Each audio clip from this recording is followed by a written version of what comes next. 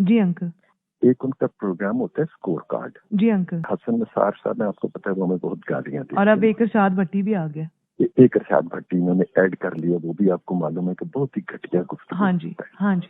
मजहर अब्बास साहब जो हैं वो उनकी गुफ्तगू में भी टिल्ट हमारे खिलाफ ही होता है। कोई बंदा वहाँ पे वो नहीं है जिसको ये कहा जाए कि वो हमारा स्पोक्स पर्सन है। बाकी वहाँ पे ऐसा था जो हमारा नुक्ता नजर नहीं देता था, लेकिन जिस तरह ये हमें गालियां देते हैं उसी तरह वो इमरान खान के साथ भी सलूक कर जाता है। न्याजी, लेकिन न्याजी, हाँ। इन्होंने उसको हटा दिया हुआ है और उसका कॉलम भी बंद कर दिया है और उसको हटा भी दिया जी। ये बड़ी ज्यादती और नाइंसाफी की और बात अंकल मैं है। पूछूंगी ना कि पहले ये बताओ हटाया क्यों है। आपसे मेरी दरखास्त ये होगी कि इससे भी करें बात आप, और आप मीर शकील साहब से भी करेंगे। पहले मैं इससे अंदर की खबर तो पूछूं ना। उसमें अगर इतना इनबैलेंस प्रोग्राम हो जाएगा, हाँ जी, और इमरान खान के ऊपर अगर एक चेक था तो वो अपने खत्म कर दिया और हमारे ऊपर आपने भौंकने वाले कुत्ते बैठा दिए। बिल्कुल। और अंकल ये तो फिर बिल्कुल ही ये एक बायसनेस है ना। बिस्मिल्लाहिर्रहमानिर्रहीम। अस्सलाम वालेकुम नाज़रीन।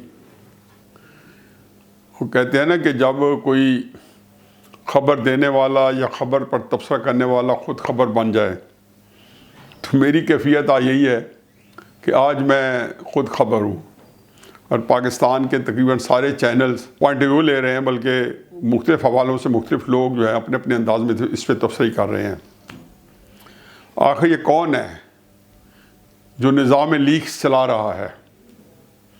वही तो है जो पाकिस्तान को 70 साल से बर्बाद करने के लिए जुटा हुआ है। देखिए ये कैपेसिटी किन में होती है?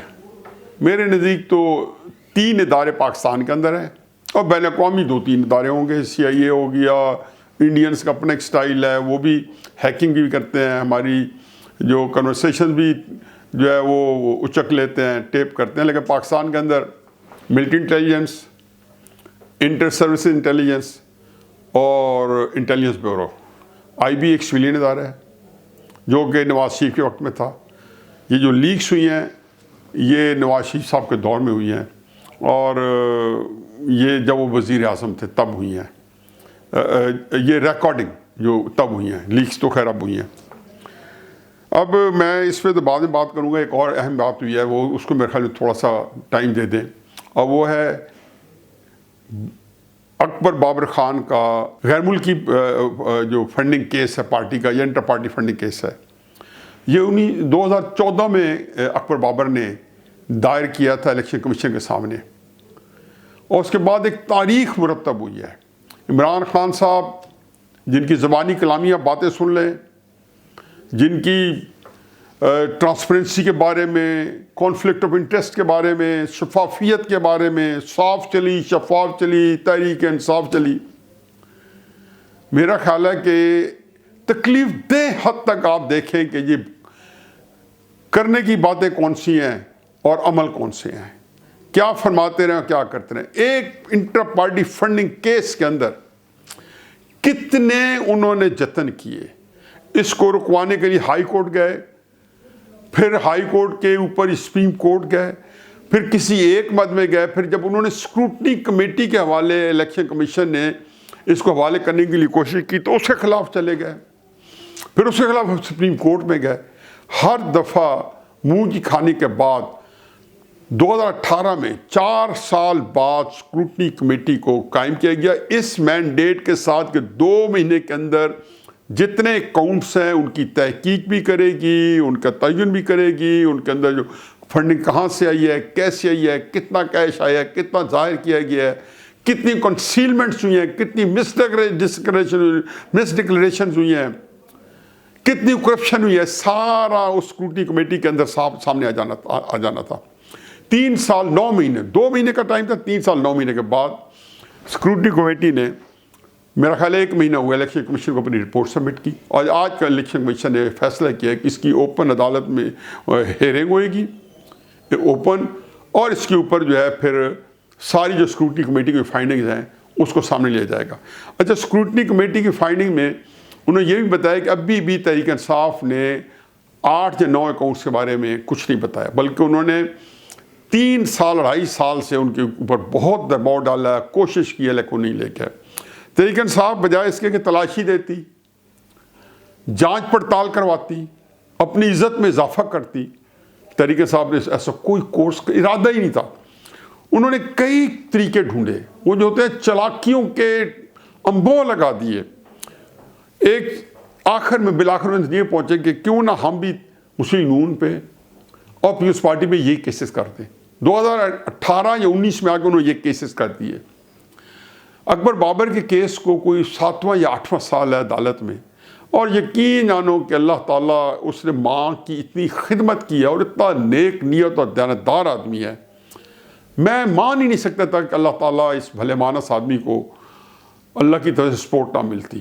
یہ اللہ ہی کی طرف سپورٹ ملی ہے، وگرنہ دنیا کے جتنے کریکٹرز تھے، نہ الیکشن کمیشن کسی زمانے میں تعاون کرتا تھا، اسکروٹنی کمیٹی تو لگتا تھا کہ اکبر بابر کو کھانے کو دوڑتی تھی، اور کوئی بالکل اکیلا، اور تحریک انصاف جو کہ اقتدار میں آنے سے پہلے طاقتور ہو گئی تھی، کیونکہ طاقتور طبقوں نے 2013 2014 بلکہ اس سے بھی پہلے اپنی ساری طاقت جو عمران خان صاحب کو مستعار دے دی تھی، رینٹ پہ دے دی تھی، ادھار پہ دے دی تھی، اور وہ استعمال کر رہے تھے، اور وہ بہت بڑی طاقت تھی، ان کے بہت بڑے ذرائع تھے، وسائل تھے، ان کے پاس سب کچھ تھا۔ یہ جو لیکس جس کا ذکر کرنا ہے جو آج ہوئی ہے مریم نواز صاحبہ اور پرویز رشید صاحب کی گفتگو میں، تو یہ ساری استطاعت انہی لوگوں کی تھی، اور یہ عمران خان صاحب کے رحم و کرم پر تھا۔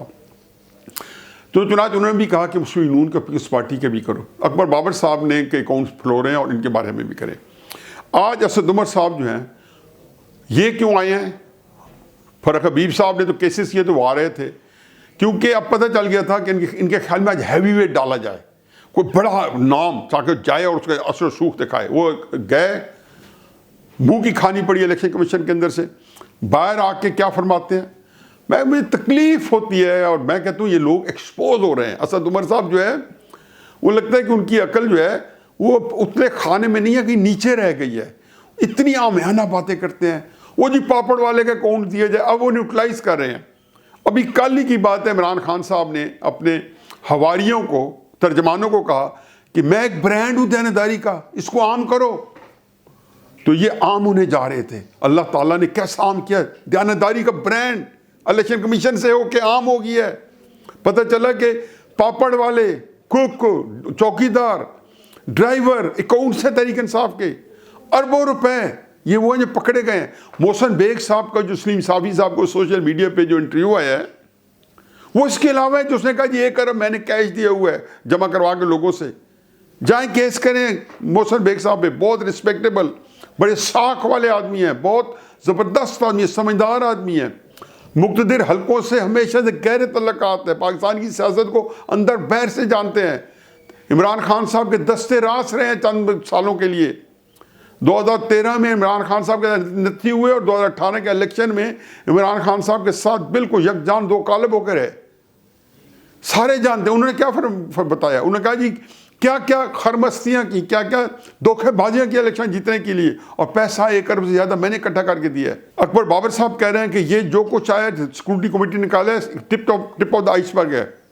عمران خان صاحب کی ساکھ کیا تھی یا کیا نہیں تھی، 3.5 سال میں جو کرپشن کے سکینڈلز ہیں، ان کا خیال ہے کہ انہوں نے منی بل اور اسٹیٹ بینک کی جو کو امریکہ کے آگے IMF کے آگے گروی رکھنے کا بل جو پاس کیا ہے اسٹیبلشمنٹ کے ساتھ، کوئڈ پرو کو تھا، ادلے بدلے کا سودا تھا، اس کے بدلے انہوں نے نیب والا قانون پاس کروایا، جس میں صرف ایک ہی چیز ہے کہ عمران خان صاحب اور اس کے ساتھی ہواری جرائم کرنے کے بعد حکومت سے باہر جائیں، یا جو کرپشن اب تک کر چکے ہیں، جو اسکینڈل بن چکے ہیں، اس کے اوپر نیب ان کی انویسٹیگیشن نہ کرے۔ یہ قانون بنوا کے گئے ہیں، وہ تو خیر جو حشر ہوگا اس کا۔ اب قصہ مختصر یہ ہے کہ یہ کرنے کے بعد، اور اس کے بعد وہ خیال ہے کہ جی میں اس وقت انڈر پریشر رکھا ہوا ہے اسٹیبلشمنٹ کو، اللہ کے کام ہے، بہت اچھی بات ہے، اگر رکھا ہوا ہے ہونا بھی چاہیے، ان کا منہ یہی مانگتا ہے۔ اسٹیبلشمنٹ تو بیچاری اب سمجھ نہیں آتی کہ وہ عمران خان کے اقتدار کو کسی سمت پہ کسی توڑ چڑھائے یا نواز شریف صاحب سے کوئی دوڑ جوڑ کرے، کچھ نہیں سمجھ آ رہی ان کو۔ ایک اور ایک ڈلم ہے۔ چنانچہ آج ایک بہت بڑا دن ہے، عمران خان صاحب کو اب تلاشی زبردستی دینا ہے. دیانتداری کا جو کل برانڈ کہا تھا، اللہ میاں نے سن لیا. اللہ میاں نے سن لیا. عمران خان جو آپ اپنی تعریف کر رہے تھے، اس سے دیکھیں ہبرس، اس سے دیکھیں رعونت، اس سے دیکھیں اپنے اندر ایک یہ تکبر. میں ہمیشہ کہتا ہوں یہ ہیلوسینیشن ہے. ہمیشہ میں کہتا ہوں یہ مرزا غلام احمد کے اوپر جب آئی ہوگی یا اس طرح کی چیزیں ہوتی ہیں، لوگ پیغمبری کا دعویٰ کر دیتے ہیں. یہ عام کیفیت نہیں ہوتی ذہنی. اس کے اندر انسان کا ذہن جو ہے وہ فلوج ہو جاتا ہے جب یہ فیصلے کرتا ہے. اللہ تعالیٰ اس کے ذہن میں یہ ڈالتا ہے کہ وہ اس سے بڑا آدمی کو دنیا میں پیدا ہی نہیں ہوا. وہی ہے. عمران خان صاحب آپ برانڈ ہیں. پتہ چل گیا مس ڈکلریشن، اب پتہ چل گیا کنسیلمنٹس. آج کے دن فیصلہ تو بعد میں آئے گا. آپ کے علاوہ کس کو پتہ کہ کنسیلمنٹس آپ لوگوں نے کی ہوئی ہیں؟ آپ نے چوری کی ہوئی ہے، آپ نے جھوٹ بولا ہوا ہے، آپ نے بددیانتی کی ہوئی ہے، آپ نے غلط بیانی کی ہوئی ہے. اب یہ سامنے آ گیا ہے. مبارکباد ہو اکبر بابر صاحب کو. اللہ تعالیٰ نے ان کی مدد کی. والدہ جو ان کی، اللہ تعالیٰ کو غریق رحمت کرے. کیا نر بچہ پیدا کیا، کیا زبردست آدمی پیدا کیا. اور اس کی دیکھیں والدہ کو بھی پورا سنبھالتا تھا، باتھ روم سے لے کے گھر سے لے کے باہر تک. اور پھر جا کے کیس بھی پورا سنتا تھا. پیسے بھی نہیں تھے، فری کے وکیل لے کے پھر رہا تھا. یہ تو پارٹی ہے نون والے اور یہ سارے بعد میں کود پڑے. کوئی جانتا بھی نہیں تھا اس طریقے سے جس طرح پاکستان میں آج ایک جانا پہچانا نام ہے، نیم ٹو ریکن ود، جس کو کہتے ہیں اکبر بابر. اس کو یہ کمائی ہے، یہ اس نے دیکھا ہے. اللہ نے دیکھو لارجر دین لائف بنا دیا اکبر بابر کو. اور اکبر بابر کے ہاتھوں کئی طریقوں سے انجام آ سکتا تھا، تحریک انصاف کا بھی، عمران خان صاحب کا بھی. اب آیا اکبر بابر کے ذریعے. اور یہ اس کے اندر جو انکساری ہے، اس کے اندر جو ایک اس نے دل و جان دی ہے، یہ اس کا نتیجہ. اور باقی آ جائے اب جب میں خبر بناؤں، آج لیکس آئی ہیں جس میں رپورٹ کارڈ، یہ میرا خیال ہے واقعہ 2017 کو ہونا چاہیے یا اس سے کچھ پہلے. مجھے یہ پتہ ہے کہ آذربائیجان جب نواز شریف کا ٹرپ تھا جو واپس آئی، جس کا ذکر ہے کہ جس میں نواز شریف صاحب آذربائیجان سے جیسے ہوتا ہے وہ جہاں سے جاتے ہیں تو وہاں سے بہت ساری جو پھلوں کی پیٹی ہیں وہ لائے. اور کیوں ذکر تھا اس میں کہ جی پیٹیاں کس کس کو ڈسٹریبیوٹ کرنی ہے. مجھے صرف یہ کہنا ہے کہ ان ٹیپس کے اندر غلط کیا ہے. اس میں پرویز رشید صاحب بتا رہے ہیں جی کہ حسن نثار صاحب، ارشاد بھٹی صاحب، وہ ان کے خلاف جو ہے بہت بولتے ہیں. زبان پرویز رشید صاحب کسی طور بھی اپریشیٹ نہیں کیا جا سکتا.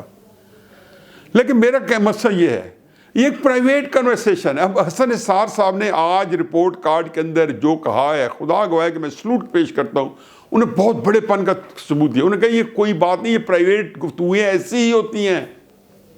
مجھے بتائیں کسی کو کیا حق پہنچتا ہے کہ کسی کی پرائیویٹ گفتگو اٹھا کے ہم کتنا لیری لیتے ہیں. ہم کئی دفعہ فرض کیا، میرا بریلوی گھرواندہ ہے تو اور میں کسی مذہب کے خلاف گھر کے اندر بیٹھ کے دو ہماری اپنی کے ساتھ کوئی گفتگو کرتے ہیں جو عام ہوتی ہے، ہر بندہ کرتا ہوگا، اس کو آپ اٹھا کے نشر کر دیں اور پھر کہیں گے یہ باتیں کر رہے تھے.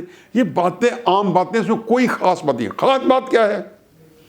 خاص بات اس میں یہ ہے کہ ارشاد بھٹی صاحب جو ہیں، جن کو ہمیشہ ہم کہتے ہیں کہ جی ہم تو مذاق میں جب بھی ہوتے ہیں تو کہتے ہیں اسکرپٹ لے کے آپ پڑھتے ہو.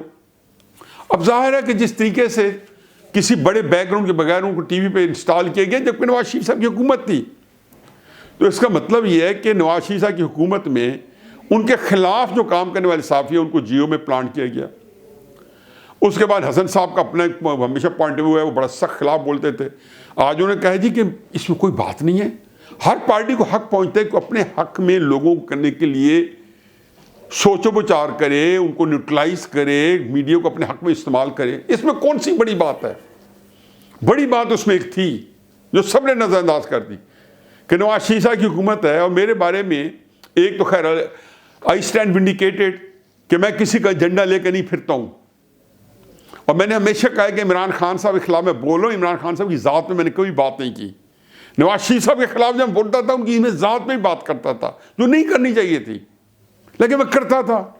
اس میں کون سی بات ہے؟ وہ ساری یا لکھی ہوئی کالم میں ہے یا اس میں میری گفتگو میں جو میرے پروگرامز ہیں ان میں. اب اس کے اندر انہوں نے کہا جی حفیظ اللہ نیازی کو انہوں نے اس کا کالم بند کیا ہوا ہے آپ اندازہ لگائیں کہ میرا کالم بند کیا ہوا ہے، اور میں تو کبھی یہ کہتی نہیں عمران خان نے کرایا، مجھے تو پتہ کس نے کرایا، مجھے جیو سے آف ایئر کرایا کس نے کرایا ہے، میرے خلاف کیسز ہوئے، سارا کچھ ہوتا رہے جیو پہ بولنے کی وجہ سے، تو کس نے کرایا؟ اس سے بھی دلچسپ بات، جیو پہ نے مجھے بند کیا تو میرے بہت ایک دوست ہیں جو پاکستان کے بہت بڑے تاریخ ساز قسم کے صحافی ہیں، ان کا بہت بڑا پروگرام ہے، تو انہوں نے مجھے کہا کہ کوئی بات نہیں 4 دن آپ میرے پاس آ جایا کرو، تو میں نے کہا ٹھیک ہے میں آپ کے پروگرام میں آ جاؤں گا۔ پروگرام سے مجھے ٹائم طے ہو گیا کہ فلاں وقت میں نے ان کے اسٹوڈیو پہنچے اور پروگرام کرنا ہے، تو چند گھنٹے پہلے مجھے بتایا گیا کہ آج آپ نہ آئیں، ٹیکنیکل پرابلمز ہیں۔ خیر میں ہنس پڑا اپنے دل میں۔ شام کو میرے دوست کا فون ہے اور وہ ہنستے ہیں، وہ کہ مجھے پتہ نہیں تھا کہ ہمارے ٹی وی پہ آپ بین ہیں۔ اس سے پہلے مجھے اور بڑے بڑے چینلز کے بڑے بڑے اینکرز کئی دوست نے بتایا تھا کہ ہمیں خاص کہا گیا تھا کہ آپ ان کو نہ لیا کریں۔ میرے شوق بھی نہیں ہے، جیو کے ساتھ میرا کانٹریکٹ ہے، میں اس لیے جیو پہ آتا ہوں، اگر نہیں بھی آتا ہوں تو جیو کم از کم میرا کانٹریکٹ جو ہے وہ چل رہا ہوتا ہے، تو مجھے اتنا زیادہ فکر کی بات نہیں ہے، میرے کانٹریکٹ چھوٹا موٹا کانٹریکٹ ہے جو میں جیو کے ساتھ کرتا ہوں، چنانچہ مجھے کوئی فرق نہیں پڑتا۔ لیکن اس میں کہا گیا کہ تو وہ جو بات کہی گئی، کسی نے میڈیا کے اندر اتنا یہ بددیانت لوگ ہیں جو کہ اس چیز کو جیو کے خلاف یا اپنے حق میں استعمال کر رہے ہیں، یہ بتائیں کہ آخر انہوں نے یہ کہا جو بین کیا گیا ہے اس میں کیا باتیں کی گئی ہیں۔ ارشاد بھٹی اور حسن نثار صاحب جو ہے وہ خلاف بولتے ہیں لینگویج کے بارے میں۔ حسن صاحب نے کہا کہ مجھے، حسن نثار صاحب نے فرمایا مجھے فرق نہیں پڑتا، بلکہ پرویز رشید کی بڑی تعریف کی کہ پرویز رشید ایک بہت بڑا آدمی ہے۔ میرا خیال ہے کہ یہ کلپ جو ہے نا، میں ریکویسٹ تو کرتا ہوں کہ وہ چلا دیں پروڈیوسر کو، کہ جو آج حسن نثار صاحب نے جیو پہ کہی ہے۔ حسن صاحب، جس طرح کی زبان استعمال کی گئی، آپ کا بھی نام آیا ہے، کیا کہیں گے؟ دیکھیں پہلی بات تو یہ ہے کہ everybody has right to be wrong, اور دوسری بات یہ ہے کہ آپ نے ہمیں اس کو افسانہ بنا لیا ہے، روٹین کی بات ہے، ہمارے ہاں تو بہت غلیظ زبان استعمال ہوتی ہے، یہ تو کوئی بات نہیں ہے۔ کتے کی وفا تو مشہور ہے، اچھا کم از کم ہم اپنے محسنوں کی قبروں کے رستے تو نہیں بھولتے، روٹین کی بات ہے، اس پہ کیا وقت ضائع کرنا۔ ویسے مجھے ایک بات بہت اچھی لگی جب مریم اپنے پرویز انکل کو بہت مؤدب اور مہذب انداز میں ان سے گفتگو کر رہی تھیں۔ آئی ریئلی لائک دیٹ، کاش جنرل لہجہ بھی مریم کا اسی طرح کا ہو، خود ان کے لیے بہتر ہوگا۔ اچھا دیکھیں، مریم کا ایج یہ ہے کہ وہ خاتون ہے، پرویز رشید سے میرا پرانا تعلق ہے اور اس کا ایج یہ ہے کہ وہ ایک انتہائی کمیٹڈ ورکر اور نایاب آدمی ہے۔ پاکستان کی پالیٹکس میں انگلیوں پہ گنے جا سکتے ہیں وہ لوگ جن کا فائنینشیل ہائیجین کا یہ لیول ہو، جو اتنے دیانتدار ہوں۔ سچی بات سن لیں آخر پہ، میں لمبی بات نہیں کرتا۔ میں ایک دفعہ میرے گھر پہ بیٹھے تھے قاضی حسین احمد، تو میں گفتگو میں چونکہ گالی گلوچ فیض اللہ نیازی صاحب کو پتا ہے بہت اچھی طرح، تو آئی سڈنلی ریئلائز کہ یار میرے سامنے ایک بزرگ بیٹھے ہیں، تو میں نے ان سے کہا، میں نے کہا قاضی صاحب آئی ایم سوری، میرے منہ سے 1-2 دفعہ وہ ہنس پڑے۔ انہوں نے کہا حسن صاحب اپنے ٹپکل لہجے میں، تو کہتے ہیں حسن صاحب میں بھی جب پشتو میں بات کرتا ہوں تو گالی بکتا ہوں، سو ہمارا کلچر ہے۔ وہ کلپ بھی آپ نے سن لیا ہوگا۔ اب اس سامنے دیکھیں کہ جس میں انہوں نے کہا جی کہ مظہر عباس صاحب بھی جو ہے درمیان کا راستہ دیتے ہیں، اور بابر ستار صاحب بھی جو کہ اب ہمارے بہت بڑے معزز جج بن گئے ہیں اسلام آباد ہائی کورٹ کے، اور فیض اللہ نیازی ہماری ترجمانی نہیں کرتا، ہمارے ساتھ ہمارے جو ہے نا کنٹرول میں نہیں ہے، لیکن جو موقف اختیار کرتے ہیں عمران کے خلاف، کم از کم حسن نثار صاحب وغیرہ جو ہمیں برا بھلا کہتے ہیں، عمران کو وہ کے بارے میں وہ کہتے ہیں، وہ نیوٹرلائز ہو جاتا ہے۔ ایک بات تو یہ پتہ چل گیا کہ میں کسی کی نمائندگی نہیں کرتا ہوں، میرا اپنا اوپینین ہے، اور مجھے پتہ ہوتا ہے کہ کسی کے لیے کیوں گنجائش دے رہا ہوں۔